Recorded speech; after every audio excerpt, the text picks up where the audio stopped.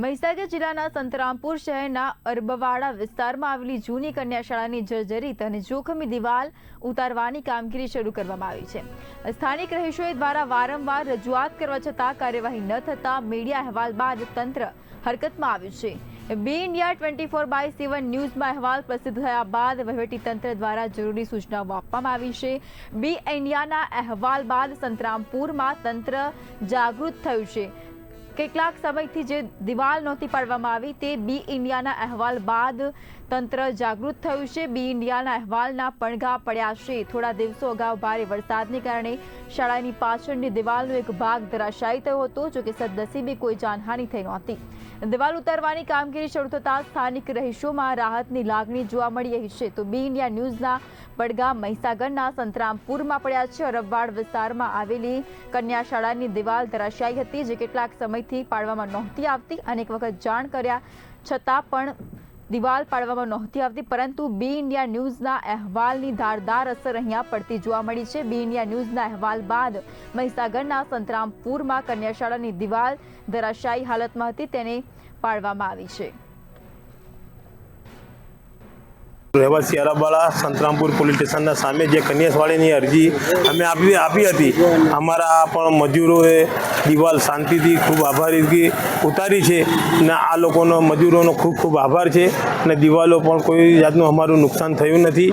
આ લોકોએ દિવાલો બહુ શાંતિથી ઉતારી અને આવવા જવાવાળી પબ્લિકને પણ કોઈ પણ નુકસાન નથી અને પબ્લિકને આવવા જવા માટે સંતોષથી રોડ ચાલુ રાખ્યું હતું। આ પણ જે પણ પ્રેસ રિપોર્ટરનો ખૂબ ખૂબ આભાર અને જે સહકારી આપી આનો ખૂબ ખૂબ આભાર છે અને અમને કોઈ પણ નુકસાન થયું નથી। દિવાલો શાંતિથી ઉતરી ગઈ। અમારા મજૂર શ્રી, શું નામ તમારું?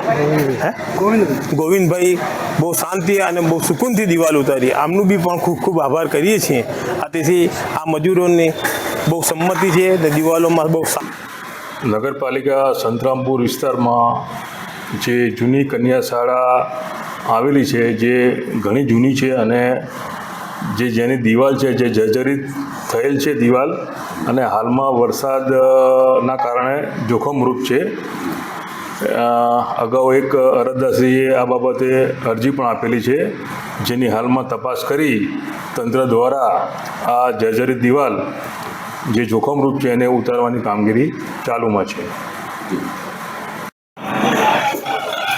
નમસ્કાર દર્શક મિત્રો, હું છું સલમાન મોરાવાલા, આપ જોઈ રહ્યા છો બી ઇન્ડિયા ન્યૂઝ। આજે આપણે વાત કરીશું સંતરામપુરની। સંતરામપુરમાં આવેલા જૂની કન્યા શાળા આવેલી છે। આ શાળા પાટલા લાંબા સમયથી બંધ હાલતમાં હતી અને હાલ ખંડેર અને જર્જરિત હાલતમાં છે, જેને આપણે વધુ વાત કરીશું આ બાબતની તો સ્થાનિક લોકોના જણાવ્યા અનુસાર થોડા દિવસો પહેલાં ભારે વરસાદ હોવાના કારણે આ શાળાની દિવાલ પાટલા ભાગની વરસાદના કારણે ધરાશાયી થઈ હતી, જેમાં સ્થાનિક લોકો દ્વારા આ બાબતે સ્થાનિક વહીવટીતંત્ર લાગતા વળગતાને રજૂઆત કરવામાં આવી હતી, જેના આધારે તંત્ર દ્વારા આ કામગીરી આરંભમાં લેવામાં આવેલી છે હાલ, અને કામગીરી હાલ ચાલુ છે, જેને લઈને રજૂઆત કરનાર લોકો દ્વારા આ બાબતે તંત્રનો અને મીડિયાનો અને સાથ સહકાર આપનાર તમામ વ્યક્તિનો આભાર વ્યક્ત કરવામાં આવ્યો છે।